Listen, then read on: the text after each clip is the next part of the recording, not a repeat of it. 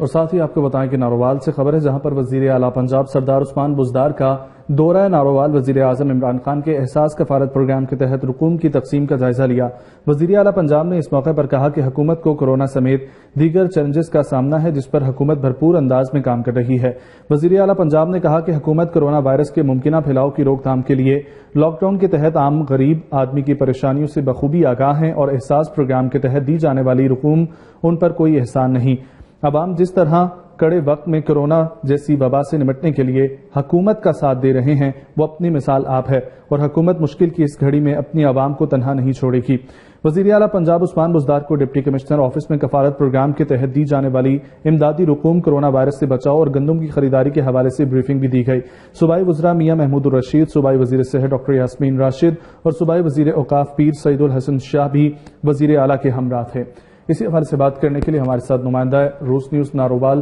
ظفر اقبال پاشا موجود ہیں۔ ظفر بتائیے گا کہ وزیر اعلیٰ پنجاب نے اس موقع پر کیا کہا؟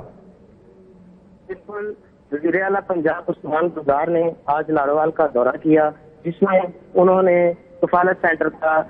معائنہ کیا اور ساتھ غریبوں کو وزیر اعظم پاکستان عمران خان کے ہدایت کے مطابق جو غریبوں کو 12,000 روپے کی رقم دی جا رہی ہے اس کا مکمل طور پہ انہوں نے جائزہ لیا اور نارووال ڈسٹرکٹ گورنمنٹ کو انہوں نے اچھے الفاظ سے اور ان کی طریقے سے جو ہے نا ان کو